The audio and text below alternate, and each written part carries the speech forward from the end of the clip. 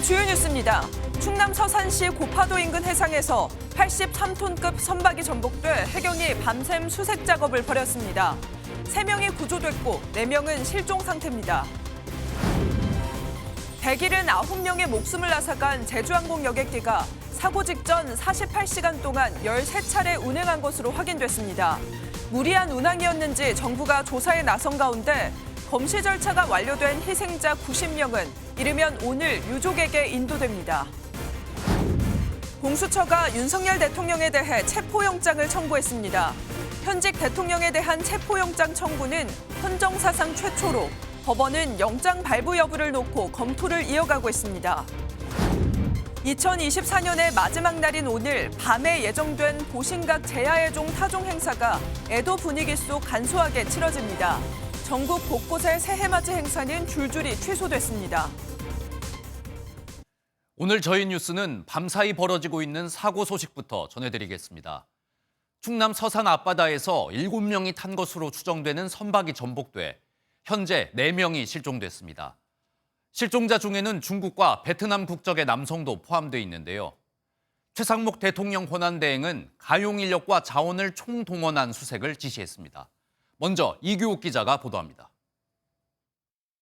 뒤집힌 선박 위에 오리발을 낀 해경 구조대원들이 올라가 있습니다. 연신 배 밑바닥을 두드리며 선박 안에 있을지 모를 생존자의 신호를 기다립니다. 어제 오후 6시 26분쯤 충남 서산시 팔봉면 고파도 인근 해상에서 7명이 타고 있던 것으로 추정되는 83톤급 선박이 전복됐다는 신고가 접수됐습니다. 출동한 해경은 뒤집힌 선박 위에 올라가 있던 50대 남성 2명을 바로 구조한 뒤 새벽 4시 반쯤 선장인 70대 남성을 추가 구조했지만 위중한 상태인 것으로 전해졌습니다. 지금 한 분은 지금 의식, 호흡, 맥박이 없어가지고. 해경은 구조 수색 선박 20여 척과 30명의 잠수 인력을 동원해 밤샘 수색했지만 아직 한국인 2명과 중국, 베트남 국적 남성은 찾지 못했습니다. 최상목 권한대행은 가용 자원 및 인력을 총동원해달라면서 해당 해역의 조류가 강한 점, 야간 수색인 점을 고려해 구조대원의 안전에도 유의해야 한다고 당부했습니다. 전복된 배는 차량이나 화물 등을 실어 나르는 차도선으로 바다환경정비사업 업체가 운영하는 선박입니다. 우도 어촌 뉴딜 사업 공사를 마치고 돌아오던 길에 전복된 것으로 전해졌는데 해경은 정확한 사고 경위를 파악하고 있습니다. MBN 뉴스 이규옥입니다. 지금부터는 이번 여객기 참사 소식으로 이어가겠습니다. 참사가 일어난 지 사흘째인 오늘도 전남 무안국제공항 사고 현장에선 희생자들의 유류품을 찾는 작업이 계속되고 있습니다. 정부는 사고 원인을 밝히기 위한 조사에도 착수했는데요. 무안공항에 나가 있는 저희 취재기자 연결하겠습니다. 장덕진 기자, 수색 작업이 밤새 이어졌다면서요. 지금은 어떻게 진행되고 있습니까? 자세한 상황 전해주십시오. 네, 저는 지금 무안국제공항 사고 현장에 나와 있습니다. 참사가 발생한 지 4일째인 오늘도 제 뒤로는 사고 여객기의 꼬리 부분 잔해가 그대로 남아 있습니다. 사고 당시 충격이 워낙 컸기 때문에 여객기 잔해와 유류품이 사고 현장 이곳저곳에 흩어져 있는 상황입니다. 당국은 지문 대조 등을 통해 밤새 신원 확인 작업을 진행했는데요. 현재까지 희생자 179명 가운데 164명의 신원을 확인했습니다. 소방과 경찰, 군 관계자들은 어제 저녁 날이 어두워진 이후 현장에 조명을 밝히고 수색 작업을 이어갔습니다. 오늘 다시 날이 밝으면 보다 많은 인력이 투입돼 수색 작업이 본격적으로 재개될 전망입니다. 사고 원인을 규명하기 위한 조사도 함께 진행되고 있습니다. 정확한 조사를 위해 국토교통부는 항공기 블랙박스 2개를 수거했습니다. 또 미국 교통안전위원회 관계자 2명과 기체 제작사인 보잉 관계자가 어제 입국해 오늘부터 블랙박스 분석 작업에 나섭니다. 이와 함께 국토부는 사고 기종인 보잉 737-800을 운항하는 6개 항공사를 대상으로 특별 전수조사를 시행하기로 했습니다. 검찰과 경찰도 원인 규명에 나섰습니다. 전남경찰청은 264명 규모의 수사본부를 꾸렸고 광주지검 역시 사고대책본부를 마련했습니다. 지금까지 무안국제공항 사고 현장에서 MBN 뉴스 장덕진입니다. 한편 이번 제주항공 여객기 참사로 소중한 가족을 잃은 유족들은 사고가 발생한 공항을 떠나지 못하고 있습니다. 시신이라도 찾을 수 있을까 뜬 눈으로 밤을 새우고 있는데요. 당국은 검시가 완료된 희생자 90명의 명단을 이르면 오늘 전달하기로 해 장례 절차가 본격적으로 시작될 걸로 보입니다. 이번엔 무안국제공항 대기실로 가보겠습니다. 노아린 기자, 희생자들의 신원 확인을 위해서 가족들을 상대로 유전자 검사가 진행되고 있다고요. 작업이 잘 진행되고 있습니까? 네, 저는 지금 전남 무안공항 대기실에 나와 있습니다.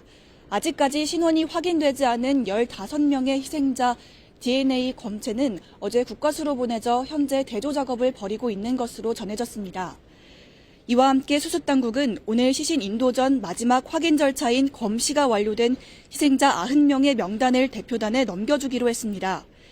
현재 179명의 시신은 공항 보호구역 내 임시 안치소로 사용되는 경납고에 보관 중인데요. 당국은 냉동고 11대를 설치해 모든 시신을 옮기겠다고 약속했지만 일정이 지연되자 유족 측은 신속한 대응을 촉구했습니다. 피해자들의 마지막인 존엄과 대우를 받아야 한다는 점입니다. 그러나 현재 피해자들의 유해가 방치되어 있습니다. 경납고 바닥에 널브러져 있습니다.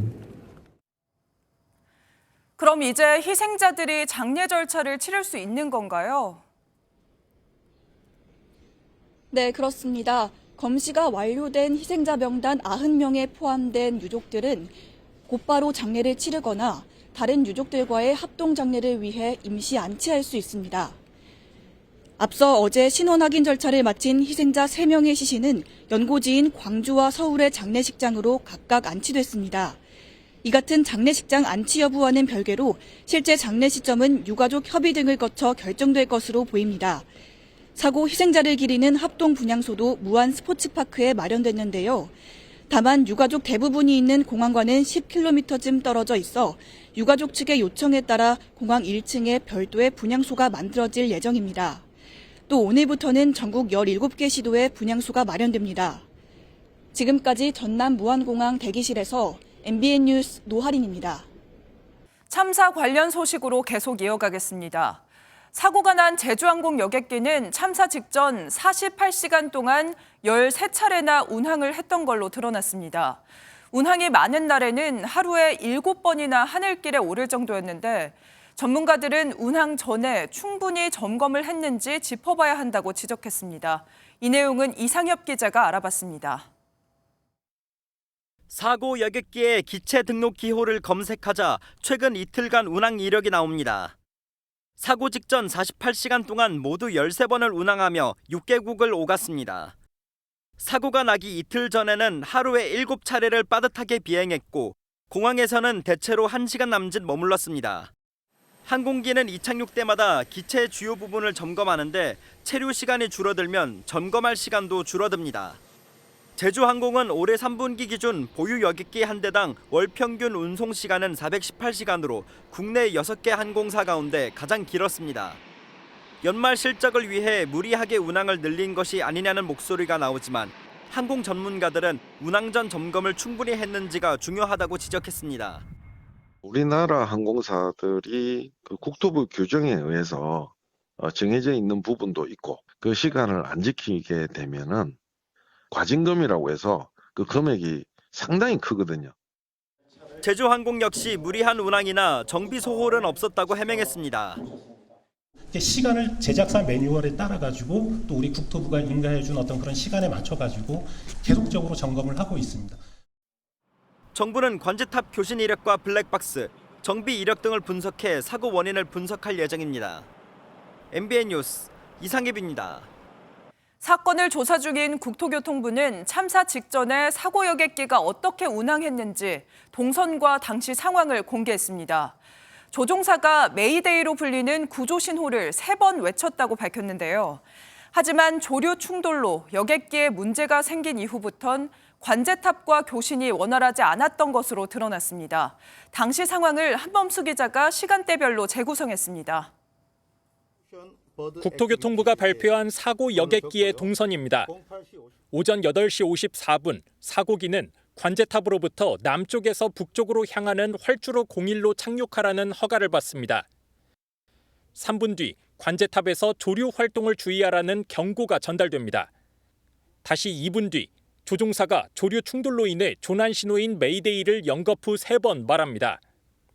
오전 9시 1차 착륙을 하지 못한 여객기는 다시 떠올라 복행을 시도하고 9시 1분에 활주로 01이 아닌 활주로 19 방향으로 착륙하도록 허가가 내려집니다. 1분 뒤 동체 착륙이 이뤄지고 활주로를 지나는 오버런으로 콘크리트 둔덕과 외벽에 충돌합니다. 메이데이 선언 이후 관제사와 조종사 간 교신이 원활치 않았던 정황도 새롭게 드러났습니다. 복항하는 과정에서 관제사하고 지시 유도하는 과정이 있습니다. 이제 그 과정에서 어느 순간에 그 소통이 좀 원활치 않고 단절되고 그렇게 작질하고 충돌하는 그런 상황을 좀 전개된 걸로 저희가 지금 그렇게 일단 파악을 하고 있습니다. 국토부 설명을 종합하면 메이데이 선언 이후 관제사가 활주로 19 방향 착륙을 유도했지만 무선장치 고장으로 조종사가 제대로 따르지 못했을 수 있습니다. 관제사의 19 방향 허가를 아예 듣지 못한 채 조종사가 독자적 판단에 따라 역방향으로 동체 착륙을 시도했을 가능성도 있습니다. 국토부는 정확히 어떤 상황이었는지 블랙박스 분석과 관제사 면담을 통해 확인하겠다며 신중한 답변을 내놨습니다. MBN 뉴스 한범수입니다. 그런데 1년 전 무안공항에선 이번 참사와 비슷한 상황에 대비한 훈련이 있었던 것으로 확인됐습니다. 이 가상으로 설정한 사고 과정과 여객기의 기종 등 이번 사고와 비슷한 점이 많았는데요. 대비 훈련이 있었지만 참사를 막진 못했습니다. 계속해서 전남주 기자의 보도로 이어가겠습니다. 지난해 12월 행정안전부가 운영하는 유튜브 채널에 올라온 영상입니다. 무안공항에 착륙을 준비 중인 가상의 여객기에서 랜딩 기어 문제가 발생하자 기장은 관제탑과 교신을 한 뒤 비상 착륙을 시도합니다.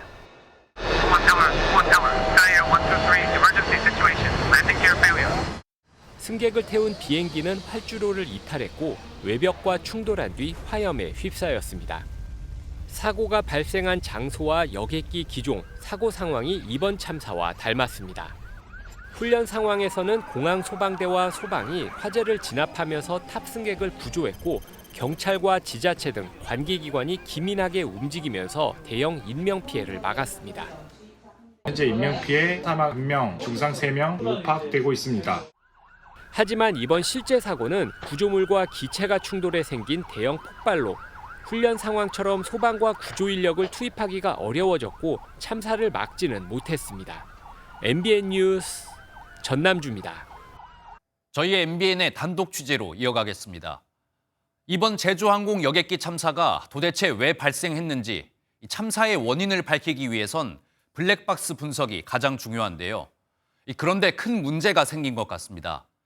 블랙박스에 담겨 있는 내용을 알기 위해선 블랙박스를 컴퓨터에 연결해야 하는데 저희 취재 결과 연결의 필수적인 커넥터가 사라진 것으로 확인됐습니다. 이혁근 기자가 단독 보도합니다.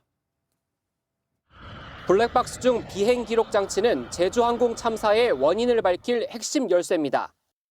네모난 전원 박스에 동그란 소화기 모양의 저장소가 붙어 있는 형태인데 사고 후 두 부품이 분리되긴 했지만 모두 찾았습니다. 그런데 MBN 취재 결과 비행 기록 장치를 분석 컴퓨터와 연결할 커넥터가 분실된 것으로 확인됐습니다. 국토교통부 항공철도 사고조사위원회 관계자는 커넥터가 떨어져 나가 블랙박스 안에 내용을 확인할 수가 없다고 밝혔습니다. 이 경우 비행 기록 장치를 미국 국가교통안전위원회 NTSB에 보내야 분석이 가능합니다. 또 우리나라에서 그거를 읽을 수 있는 방법이 없는 거죠. 어떤 식으로 이제 데이터를 받거나 읽을 수 있는 방법이 없으니까. 통상 미국의 블랙박스 분석을 맡길 때 배편에 실어 보내는데 이러면 운송에만 많은 시일이 걸립니다. 항철이는 이번 참사의 심각성을 고려해 조사관이 비행 기록 장치를 직접 들고 항공기에 타 미국으로 가는 방안을 검토 중입니다. 실제 비행 기록 장치를 미국에 보내게 되면 블랙박스 해독에만 6개월 이상 걸릴 수 있어 사고 원인 규명이 지연될 거란 우려가 나옵니다. MBN 뉴스 이혁근입니다. 이번 참사의 원인을 조류 충돌로 추정할 수 있었던 결정적인 제보 영상이 하나 있었죠. 이 영상을 보면 공항 상공 여객기 엔진 쪽에서 무언가 3번 폭발하는 듯한 연기가 나는 장면이 포착됐는데요. 저희 MBN 취재진이 이 제보 영상을 찍은 목격자를 직접 만나 사고 당시 상황이 어땠는지 들어봤습니다. 최민성 기자가 취재했습니다. 전남 무안의 한 펜션으로 여행을 온 제주항공 사고 목격자는 아침 식사 준비를 하던 중 펑펑 하는 소리를 듣고 카메라부터 찾았습니다. 불꽃이 보이는 거예요. 친구들한테 야 이거 엔진 고장 났다 하고 카메라를 이렇게 돌리고 나서 마지막 찍은 게 이제 정확하게 찍힌 거죠. 영상은 오전 8시 58분 41초부터 59분까지 19초 분량인데 검은 연기와 함께 폭발음이 연속해서 들립니다. 8시 57분 공항 관제탑에서 조류활동 주의조언이 내려지고 8시 59분 사고 여객기 조종사가 조류 충돌로 인한 비상선언을 하기 직전입니다. 이후 항공기가 방향을 바꿔 동체 착륙해 공항 외벽과 충돌한 9시 3분. 목격자는 한국공항공사 고객센터에 신고 전화를 했습니다. 네, 무엇을 도와드릴까요? 9시에 무안공항에 도착하는 비행기 때문에 전화 드렸거든요. 안전하게 착륙했나요? 그 오른쪽 엔진에서 뭐 불꽃이 막 튀더라고요. 한국선은 9시에 정각에 도착된 걸로 확인되는데. 상담원은 현장 실무부서에 확인해 보겠다고 답했고 목격자는 15분 뒤 회신을 받았습니다. 확인하는 중에 전화가 끊어져서 제가 지금 불나가지고 앞에 막 난리예요. 지금 항공기가 조금 도착하는 중에 좀 추락을 해서 이게 좀 지금 조치 중에 있다라고 그렇죠. 확인을 했고. 제가 외항선 선장이에요. 그래서 사고에 조금 민감하거든요. 그래서 제가 버릇적으로 어떠한 위험 사항이 있을 때는 미리 동영상을 찍는 편이거든요. 사고 원인에 대해 해석이 분분한 가운데 최초 목격자의 순간적인 기지가 원인 규명에 큰 도움이 될 것으로 보입니다. MBN 뉴스 최민성입니다. 한편 이번 참사로 희생된 분들의 안타까운 사연도 계속 전해지고 있습니다. 사고 여객기에 탑승했던 최 연장자는 팔순을 맞아 딸들과 사위, 손자들까지 일가족 9명이 함께 여행을 떠났다가 참변을 당했습니다. 고등학생 아들 2명을 데리고 여행길에 올랐던 아버지의 사연도 알려지면서 안타까움을 더하고 있습니다. 정치훈 기자가 희생자들의 이웃을 직접 만나봤습니다. 딸의 성화에 못 이겨 잔치 대신 첫 해외여행에 나섰던 팔순 부부. 딸 둘과 사위, 어린 손자들까지 9명이 함께한 여행이었습니다. 참변을 당한 집 앞에는 손녀딸이라며 애지중지 키우던 반려견만 주인을 기다립니다. 마이크 노래도 부르고 춤도 추고 막 크리스마스 날 끝나도 다 안 했는데 그냥 버둥 가버렸어. 내 오가는 하도 여기서 잘해놓은 게 노인당에 우타이야 빠졌다겠어. 잘 다녀오겠다는 인사가 마지막이 됐습니다. 나 25일 날 8시에 출발해서 가래에 걸더라고. 예, 잘 구경 오고 오십시오. 내가 그랬어요. 그 소식 듣자마자 울고불고 난리 났다 여기 동네가. 전현직 공무원과 국민 등 13명이 사고기에 탑승했던 화성군은 온 동네가 침통한 분위기입니다.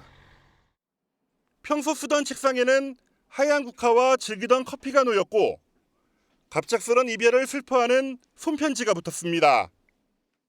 이제 1년 남아서 즐겁게 근무하시고 퇴직하고 자유롭게 살으시겠다고 그렇게 말씀하셨는데 화순에선 고등학생 두 아들과 아버지가 함께 태국 여행에 나섰다가 3부자 모두 참변을 당한 소식이 전해지며 안타까움을 더하고 있습니다.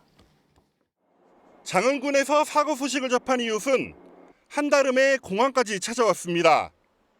평소 살갑게 농사일까지 거들어주며 형제처럼 지냈지만 이제 볼 수 없습니다. 감히 물어볼 수가 없어요. 와서도 어깨만 짚었는데도 그냥 눈물을 흘리고. 이번 제주항공 참사 희생자 181명 가운데 광주와 전남이 157명으로 대부분을 차지했습니다. MBN 뉴스 정춘입니다. 이번 참사로 우리나라뿐 아니라 태국인 2명도 희생됐는데요. 한국인 남편과 결혼해 잠시 고향을 다녀오던 40대 여성, 그리고 우리나라에 있는 어머니를 만나기 위해 비행길에 올랐던 22살 대학생이 안타깝게도 참변을 피하지 못했습니다. 계속해서 김문영 기자가 전하겠습니다. 눈시울이 붉어진 아버지가 딸의 사진을 내려놓지 못합니다. 아버지의 막내딸 45살 종락 씨는 한국인과 결혼해 2 아이를 돕고 7년간은 한국에서 일도 하면서 살아왔습니다. 이달 초 남편과 함께 고향을 찾았는데 가족이 기억하는 마지막 모습이 됐습니다. ผู้ใดก็คือกันเพราะว่าเพิ่นว่าตัวบ่นึกว่าที่เป็นเจ้าของนี่เสียเลยทำใจเอามันเฮ็ดจังได๋ก็มันบ่ได้ขึ้นมาจังซี่นะครับ 예견이라도 한 듯 여객기에 타기 전 딸이 미래에 내 장례식에 쓰라며 건네준 만바트, 우리 돈 43만 원으로 장례를 치르게 된 아버지는 딸을 마지막으로 한 번만 더 보고 싶습니다.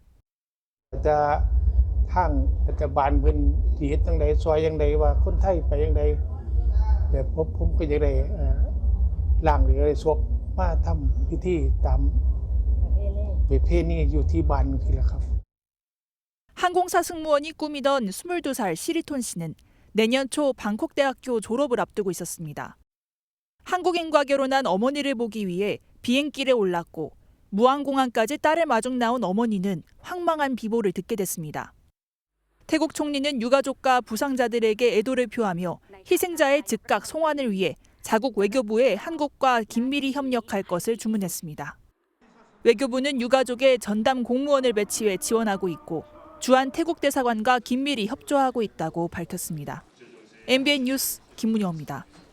그런데 이번 대형 참사의 충격이 채 가시기도 전에 가슴 철렁한 일이 또 벌어졌습니다. 어제 제주항공 여객기가 이상 신호로 급하게 회항했습니다. 이륙 직후 랜딩 기어에서 결함이 발견된 건데 이 대형 참사 하루 만에 그것도 똑같은 기종에서 벌어진 일이라 승객들은 공포와 불안에 떨어야 했습니다. 이 소식은 홍지호 기자입니다. 김포공항에서 제주로 출발한 제주항공 7C101편에서 결함이 발견된 건 어제 오전 7시쯤입니다. 바퀴 등 이착륙에 필요한 장치인 랜딩 기어에 이상이 있다는 신호가 감지된 겁니다. 기장은 항공기에 탑승한 161명의 승객에게 이 사실을 알렸고 7시 25분쯤 김포공항에 다시 착륙했습니다. 이번에 회항한 항공편도 보잉 737-800으로 무안공항 참사와 같은 기종입니다. 승객들은 놀란 가슴을 쓸어내려야 했습니다. 전날에도 그런 일이 있었고 해서 저도 이제 9개월 된 딸아이와 아내가 같이 있었는데 많이 좀 불안에 떨었던 것 같습니다.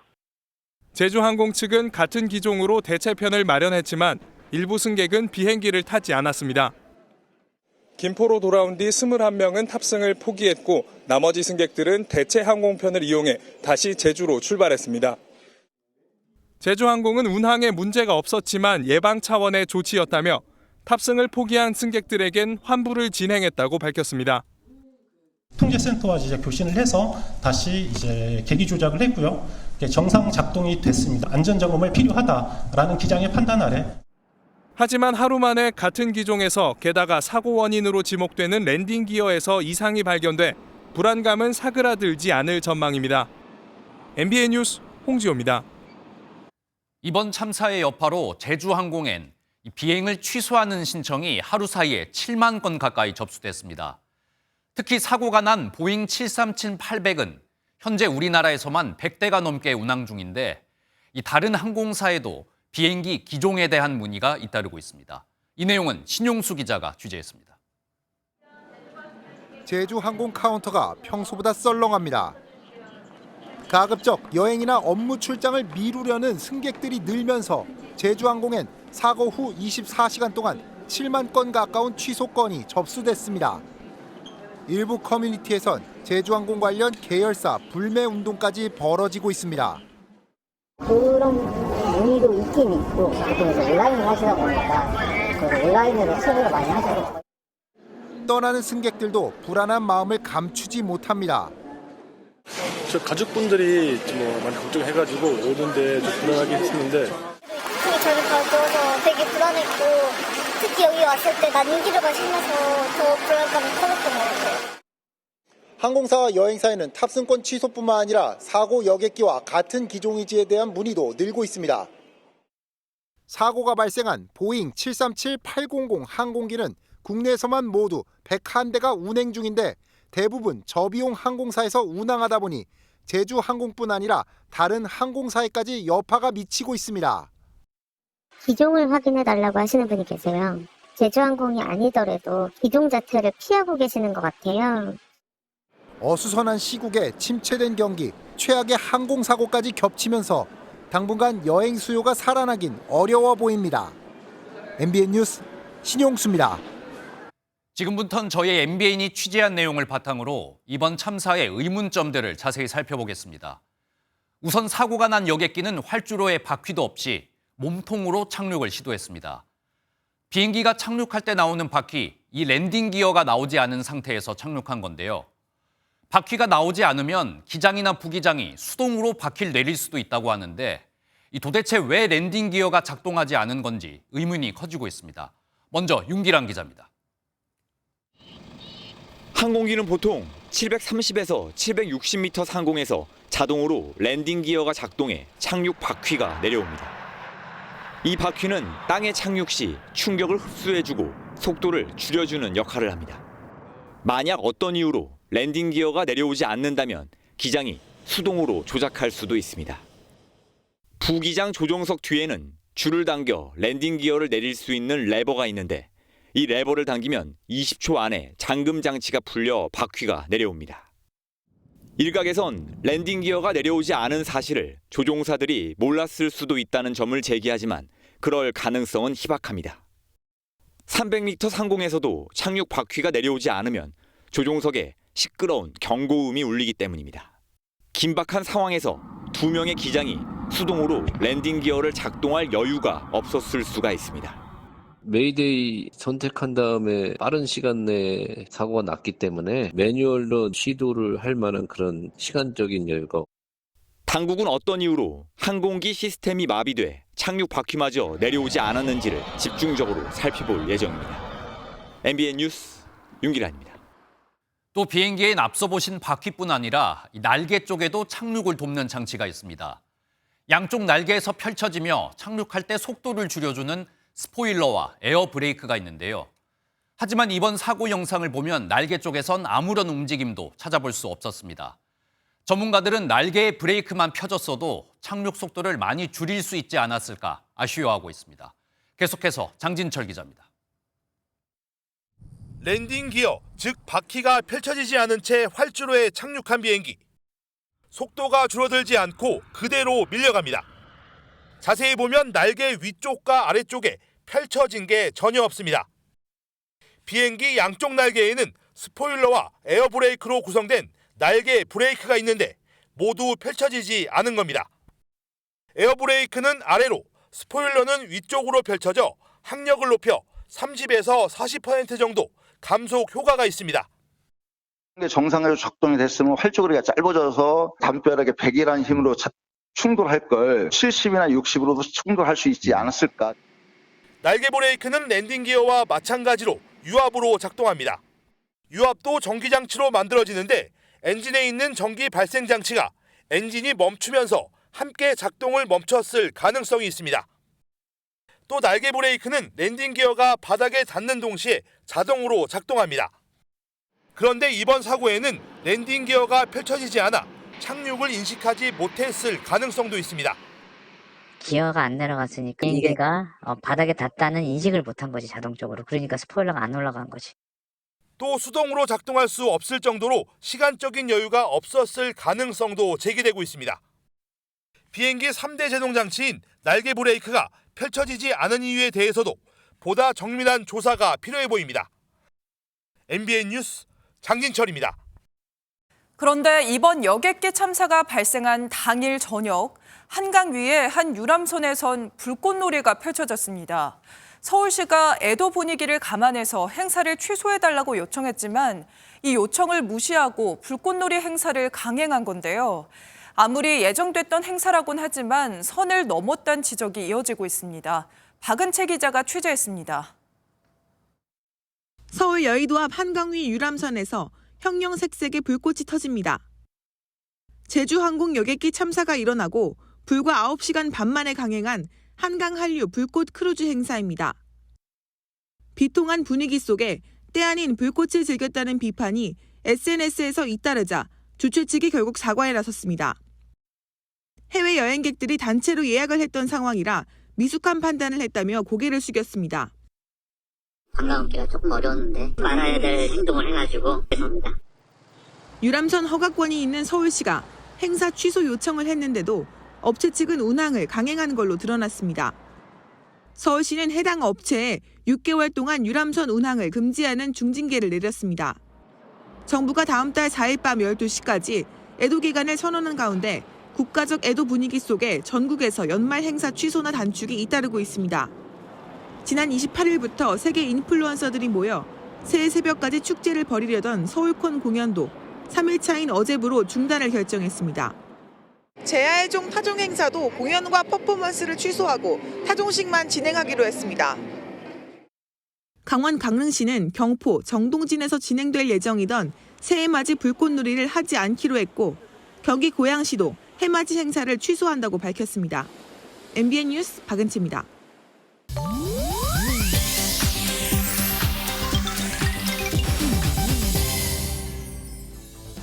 인터넷에선 어떤 소식들이 화제일까요? 인터넷 와글와글입니다. 전남 무안국제공항에서 발생한 제주항공 여객기 참사로 깊은 슬픔에 빠진 유족들에게 위로가 될 수 있는 선행이 이어지고 있습니다.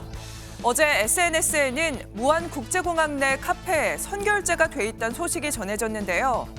익명의 시민이 유가족과 봉사자들이 마실 수 있도록 해달라며 아메리카노 100잔과 카페라테 100잔을 결제한 걸로 알려졌습니다.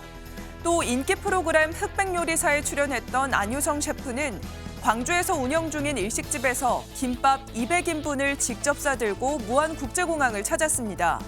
구호단체의 지원도 이어졌는데요. 지역보건소, 대한적십자사, 자원봉사센터, 종교단체 등에선 음식과 생수, 담요 등 생필품을 유족들과 현장 작업자들에게 제공하고 있습니다. 국내 한 프랜차이즈 가맹점의 관리자가 아르바이트생들에게 이번 참사를 언급하며 비행기가 사고 날 일 생기면 결근 안 생기게 메시지 보내라고 발언한 사실이 알려져 누리꾼들의 공분을 샀습니다.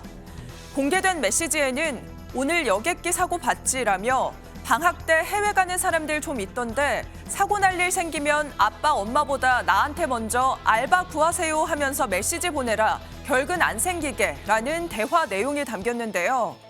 누리꾼들의 별점 테러와 항의성 댓글이 쏟아지면서 논란이 커지자 해당 프랜차이즈는 직접 공식 홈페이지와 SNS에 사과문을 올렸습니다. 또 해당 가맹점 점주도 자필 사과문을 통해 깊이 반성한다며 사과했습니다. 제주항공 여객기 참사가 자신의 소행이라고 주장하는 내용의 협박 메일이 법무부에 발송돼 경찰이 수사에 나섰습니다. 경찰은 어제 오전 법무부로부터 폭탄 예고 이메일을 받았다는 신고를 접수했는데요. 오늘 밤 한국 도심 여러 곳에 고성능 폭탄을 터뜨릴 것이란 협박 내용 등이 담긴 걸로 알려졌습니다. 문제의 메일은 일본인 이름으로 발송됐는데요. 지난해부터 국내 공공시설 여러 곳을 상대로 폭탄 테러를 예고한 메일의 발신자와 같은 이름으로 알려졌습니다. 경찰은 동일범의 소행일 가능성을 염두에 두고 수사를 진행하고 있습니다. 인터넷 와글와글이었습니다. 다음 소식입니다. 공수처가 윤석열 대통령에게 내란의 우두머리란 혐의로 법원에 체포영장을 청구했습니다. 현직 대통령에 대한 체포영장 청구는 헌정사상 처음인데요. 윤석열 대통령을 지지하는 사람들은 밤새 한남동 대통령 관저 앞을 지키고 있습니다. 현장에 나가 있는 저희 취재기자 연결하겠습니다. 장동건 기자, 이 법원이 아직까지 윤석열 대통령에 대한 체포영장을 발부하진 않았다면서요. 결과는 언제쯤 나올 것 같습니까? 네, 저는 지금 서울 한남동 대통령 관저 앞에 나와 있습니다. 공수처는 어제 0시에 윤석열 대통령에게 내란 우두머리와 직권남용 권리행사 방해 혐의를 적용해 서울 서부지법에 체포영장을 청구했는데요. 영장 청구 시점으로부터 30시간이 지난 지금까지 결과가 나오지 않으면서 이곳 관저 인근에는 정막 속 긴장감이 감돌고 있습니다. 헌정사상 처음으로 현직 대통령에 대한 체포영장이 청구된 만큼 법원도 신중하게 판단을 내리려는 것으로 보입니다. 앞서 윤 대통령 측은 공수처가 청구한 체포영장이 불법이라는 의견서를 법원에 제출했는데 관련 발언 직접 들어보시겠습니다.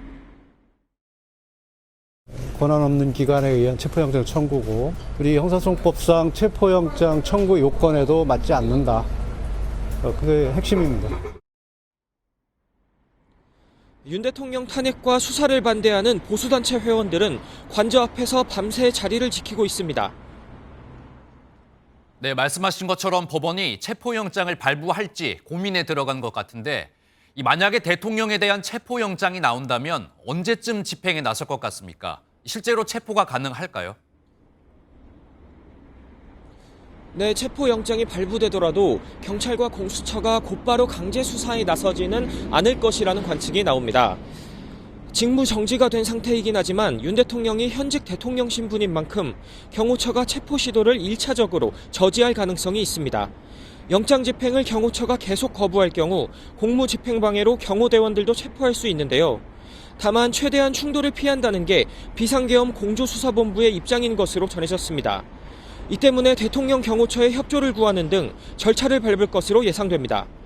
만약 영장이 기각될 경우 공수처는 영장을 재청구하는 방안을 검토할 방침이라고 밝혔습니다.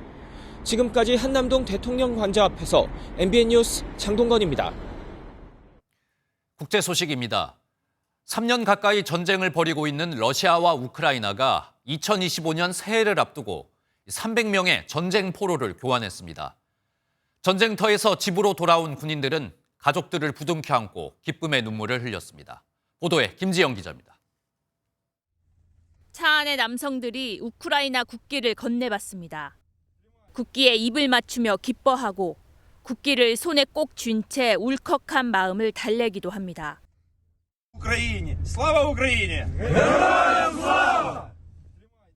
새해를 앞두고 러시아와 우크라이나가 300여 명의 전쟁 포로를 교환했습니다.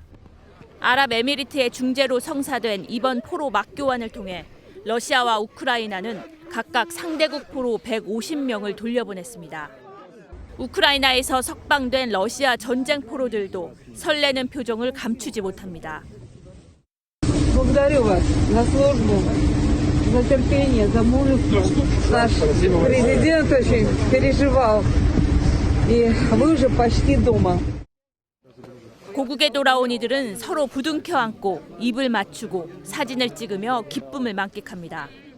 우크라이나 국경 경비대 소속 한 남성은 아내와 아이에게 연신 입을 맞추고 아이에게 손수 팔찌를 채워줍니다. Увидел наш государственный флаг, увидел семью, это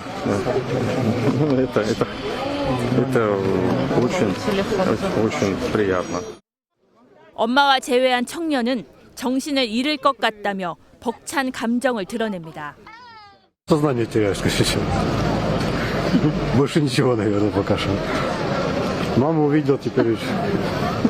Мама плачет, теперь тоже хочется плакать.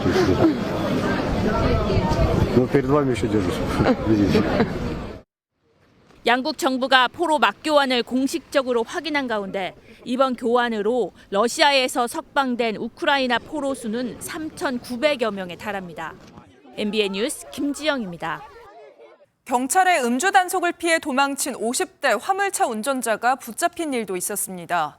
경찰의 추격을 따돌리기 위해 터널 안을 역주행하면서 위험천만한 도주국을 벌였는데요. 이렇게 3.5km를 달리다가 결국 현장에서 체포됐습니다. 이 소식은 추성남 기자가 보도합니다. 터널이 끝난 지점에서 경찰의 음주운전 단속이 진행 중입니다.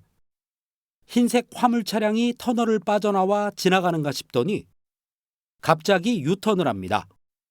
놀란 차량이 비상등을 켜고 속도를 멈추자 승합차가 터널 벽 쪽으로부터 아슬아슬하게 지나갑니다. 차선을 넘나들며 역주행하는 승합차 뒤를 경찰 오토바이 3대가 사이렌을 울리며 쫓아갑니다. 터널을 빠져나와 도로를 질주하던 승합차. 어느새 따라온 경찰 오토바이가 양 측면과 후면을 가로막자 황급히 골목길로 방향을 틉니다. 쫓고 쫓기는 추격전을 벌인 화물차는 결국 막다른 골목에 막혀 멈춰섰습니다. 운전자는 3km 정도를 도주하다 5분 만에 붙잡혔습니다. 대부분 도주하는 차량들은 단속자를 지나쳐서 진행 방향 그대로 도주를 하는데 역주행하는 차량을 쫓아가다 보니까 추격하는 입장이지만 매우 아찔했던. 음주 측정 결과 운전자의 혈중 알코올 농도는 0.137%, 면허 취소 수준이었습니다. 경찰은 52살 김모 씨를 음주운전 혐의로 검찰로 넘겼습니다. MBN 뉴스 추성남입니다. 코로나19가 완전히 끝나면서 이제 편안한 마음으로 운동을 즐기시는 분들 정말 많아졌는데요. 그 덕분인지 최근 불경기 속에서도 스포츠 산업은 계속 성장하고 있습니다. 특히 4차 산업시대에 발맞춰 빅데이터와 친환경 기술이 이 스포츠 산업 성장의 밑거름이 되고 있다는데요. 어떤 모습인지 스포츠부 최용규 기자가 체험해봤습니다. 사방에 설치된 카메라 아래 발판에서 공을 던지자 화면에 사람을 본 듯 모형이 그대로 따라하는 모습이 나옵니다. 신체 움직임을 빅데이터로 수치화해 동작을 분석해주는 바이오 메카닉 기술입니다. 20대의 카메라와 제 몸에 연결된 40개가 넘는 센서를 통해 제 동작을 측정하게 되는데요. 어떤 정보를 확인할 수 있는지 제가 직접 던져보겠습니다.